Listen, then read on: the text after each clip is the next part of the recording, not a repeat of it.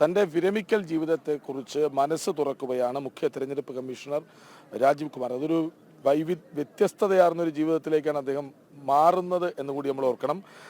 കുറച്ചു മാസം ഹിമാലയത്തിൽ ഏകാന്തവാസം, ഒറ്റയ്ക്ക് പോയി ഹിമാലയത്തിൽ ഇരിക്കണം, ഒരു തപസ്സനുഷ്ഠിക്കും പോലെ ഇരിക്കണം എന്നതാണ് ഒരു തീരുമാനം. ശേഷിക്കുന്ന സമയം സന്നദ്ധ പ്രവർത്തനത്തിനായി മാറ്റിവെക്കും. ഇക്കാര്യമാണ് അദ്ദേഹം മനസ്സ് തുറന്ന് പറയുന്നത്. നമുക്ക് ആ റിപ്പോർട്ടിലേക്ക് പോകാം. ഡൽഹി നിയമസഭാ തെരഞ്ഞെടുപ്പ് പ്രഖ്യാപനം മുഖ്യ തെരഞ്ഞെടുപ്പ് കമ്മീഷണർ എന്ന നിലയിൽ രാജീവ് കുമാറിന്റെ അവസാന വാർത്താ സമ്മേളനമായിരുന്നു. ഭാരതത്തിന്റെ 25ാമത് മുഖ്യ തെരഞ്ഞെടുപ്പ് കമ്മീഷണറായ രാജീവ് കുമാർ 984 ബീഹാർ കേഡർ IAS ഉദ്യോഗസ്ഥനാണ്. 2020 മുഖ്യ തെരഞ്ഞെടുപ്പ് കമ്മീഷണറായ രാജീവ് കുമാർ 5 വർഷം പൂർത്തിയാക്കുന്നു. ഇതിനിടെ രാജ്യത്ത് ആകെയുള്ള 31 നിയമസഭകളിലേക്കും ഒരു ലോക്സഭാ തെരഞ്ഞെടുപ്പിനും നേതൃത്വം നൽകി. കോവിഡ് കാലത്തെ വോട്ടിംഗും ജമ്മു കശ്മീർ നിയമസഭാ തെരഞ്ഞെടുപ്പും തുടങ്ങി വലിയ വെല്ലുവിളികൾ രാജീവ് കുമാർ ഏറ്റെടുത്ത് ഭംഗിയായി നിറവേറ്റി. വിരമിക്കൽ ജീവിതം എങ്ങനെ ആസ്വദിക്കുമെന്ന ചോദ്യത്തിന് മറുപടി ഇതാണ്.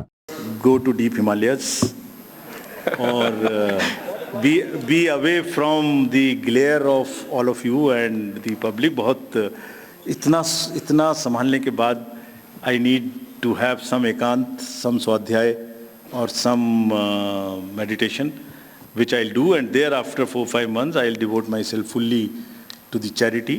कुछ मैं एक म्यूनिसिपल स्कूल से पढ़ा हूँ. मैंने 6th क्लास से ABCD पढ़ना शुरू किया है. वो अपना हाथ में एक टप्पर लेके पढ़ने जाते थे. 6th में छत भी नहीं थी स्कूल में, पेड़ के नीचे पढ़ते थे.